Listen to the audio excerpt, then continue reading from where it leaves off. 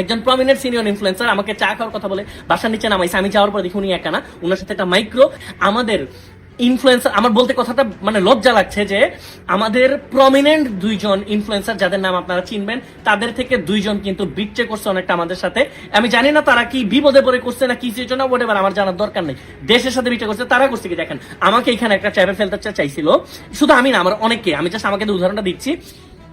5 জুলাই প্রথম যখন আমি ছাত্রদের পক্ষে পোস্ট করি এবং আমি তারপর কবিতা লেখা শুরু করি, আমি যখন গান রেডি করা শুরু করি এবং আরো অনেক ইনফ্লুয়েন্সার, হয়তো কেউ আগে কেউ পরে, আস্তে ধীরে ছাত্রদের পক্ষে আসা শুরু করে, তখন থেকে স্বৈরাচাররা বুঝে গেছিল যে আমরা ইনফ্লুয়েন্সাররা একটা জনমত তৈরি করতে সক্ষম হব। সেই জন্য তারা চেষ্টা করছে কি আমাকে টার্গেট করে চা খাওয়ার কথা বলে একজন প্রমিনেন্ট সিনিয়র ইনফ্লুয়েন্সার, নাম বলে তো সবাই চেনে, আমি নাম বলবো না, আমি কারো ক্ষতি চাই না ভাই, আমি শান্তি চাই।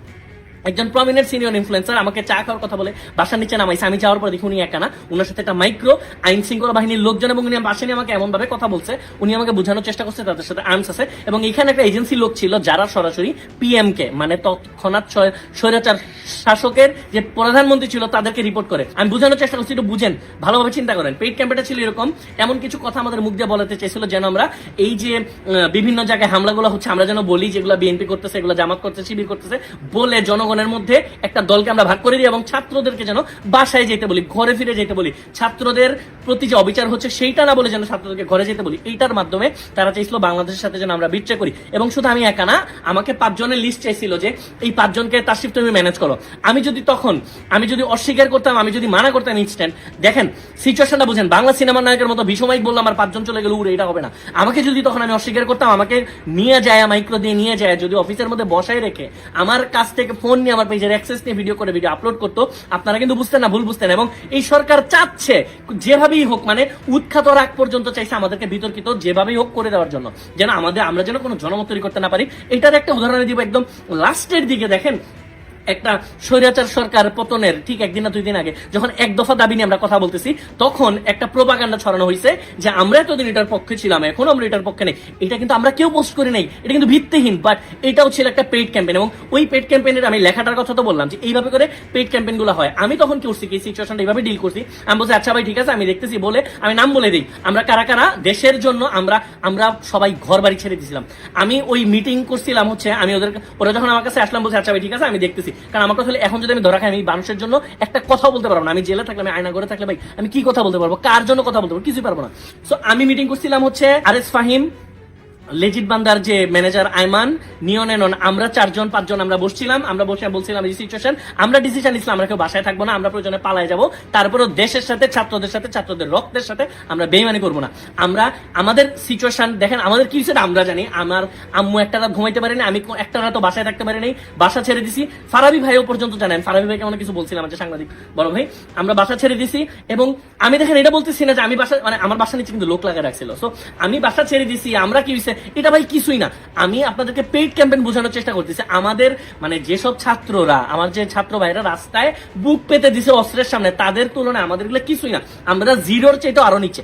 সো আমি এখানে আমাদের সাফাই গাইতেছি না, আমি বলতেছি এইরকম সিচুয়েশন হয়েছিল, পেইড প্রমোশন হয়। এবং একটা পেইড প্রমোশন হচ্ছে ওই যে স্বাধীনতার কি এতদিন এগুলোর পক্ষে ছিলাম এখন পক্ষে নেই। আপনারা যারা এগুলো পোস্ট করছেন আপনারা অনেকে জানেন না যে এইটাও একটা পেইড ক্যাম্পেইন।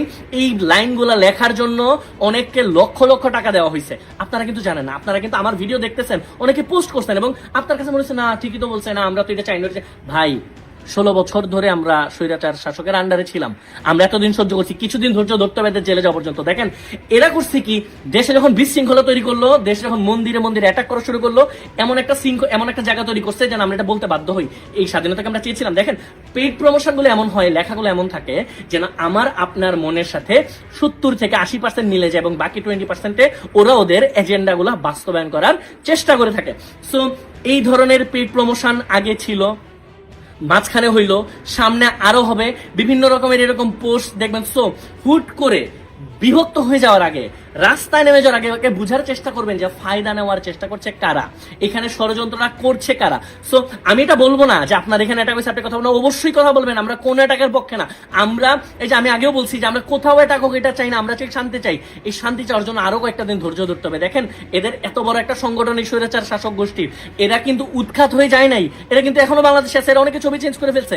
এদের মধ্যে যে সবাই খারাপ, ধরেন 99% খারাপ, 1% ভালো আছে, কিন্তু এরা এখন বিপদে আছে, অনেকে মাইর খাইছে। তো এরা কিন্তু পালায় যায়নি কোথাও, এরা কিন্তু সর্বোচ্চ চেষ্টা করবে আবার যেন যে কোনো ভাবে হোক ক্ষমতায় আসা যায়। সো এদের এই যে ট্র্যাপ, এই ট্র্যাপের মধ্যে আল্লাহর ওয়াজ থেকেও পা দিবেন না। হুট করে এই যে রাস্তায় চলে যায় না, আপনি যাবেন, আপনার সাথে মিশে এই স্বৈরাচার শাসকের দোসররা যাবে, দুইটা বিল্ডিং এ যখন ঢিল মারবে, যখন পুলিশ এখানে যে বাধা দিবে, তখন অনেক মুসলমানদের মধ্যে অনেকেই বলে উঠবে, অনেক বুঝবে না। আবার অনেকে পেইড ক্যাম্পেইন, যে ওদের মধ্যেই মুসলমান, যেমন দেখেন হিন্দু মুসলিম কিন্তু আওয়ামী লীগে আছে, ছাত্রলীগে আছে, যুবলীগে আছে, সব জায়গাতেই আছে। তো এদের মধ্যে অনেকে আবার বলে উঠবে কি যে এই হিন্দুরা এখানে এখন এই বিল্ডিং ঘরে অ্যাটাক করতেছে, এটা আমরা মানি না, এই না সে না। এরা চাচ্ছেই হচ্ছে একটা বিভাজন। সো এই বিভাজন যেন কোনোভাবেই না হয়। চোখ কান খোলা রাখবেন, সতর্ক থাকবেন। এবং আমি হাইলি রিকোয়েস্ট করব আমার হিন্দু ভাই বোন যারা আছেন, দেখেন আমরা কিন্তু কখনো কোনোদিন আলাদা করে আমার কোনো ভিডিওতে দেখবেন না যে কোনো বন্যায় কাজ করবে, কোথাও কাজ করার সময় বলছি যে ভাই হিন্দু ভাই বোন হেল্প করেন, মুসলিম, আমি বলছি আমার ভাই বোন। তো আমার ভাই বোনদেরকে বলবো আপনারা আওয়াজ তোলেন, আপনারা কথা বলেন। এই যে পার্শ্ববর্তী দেশ থেকে যে সব গুজব ছড়ানো হচ্ছে, এগুলো আমাদেরকে রুখে দিতে হবে। আমার হিন্দু ভাই বোনদের কথা বলাটা এখন আরো বেশি জরুরি। হিন্দু যারা নেতৃত্বে আছেন আপনারা কথা বলেন যে কিভাবে করে এরা ম্যানিপুলেট করার ট্রাই করতেছে, চেষ্টা করতেছে আপনাদেরকে রাস্তায় নামানোর মাধ্যমে যেন এটা হয়। দেখেন রাস্তায় নামা অপরাধ না, আপনার রাস্তায় নামতে পারেন, কিন্তু এটা মাথায় রেখেন আপনাদের এখানে কাউকে জায়গা দিয়ে না আল্লাহর ওয়াস্তে। এই দোসরদেরকে, এই দোসররা কিন্তু আপনাদের মাথায় কাঁঠাল রেখে লবণ দিয়ে খাওয়ার চেষ্টা করতেছে।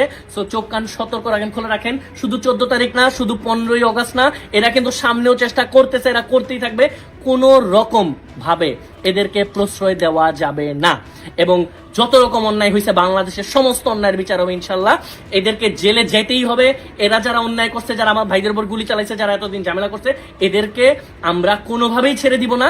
আমরা আইন নিজের হাতে তুলে নিব না। বাট মাত্র এই যে পুলিশও এখন, পুলিশ প্রশাসন এখন আবার আসতেছে সামনে, আর্মিও খুব ভালো কাজ করতেছে, আর্মি ছাড়া তো এই স্বাধীনতা অর্জন করা সম্ভব ছিল না। সো আমরা এদেরকে আইনের মাধ্যমে এদেরকে বিচারের আওতায় নিয়ে আসবো ইনশাল্লাহ। কোন রকম ভাবে এই স্বৈরাচার শাসকদের প্রভাবে প্রভাবিত হবেন না। চোখ কান খোলা রাখেন। ইনশাল্লাহ আমরা এত কষ্ট করে আমাদের এই একটা স্বাধীনতা আমরা অর্জন করছি, আমরা এটাকে রক্ষা করবো ইনশাল্লাহ।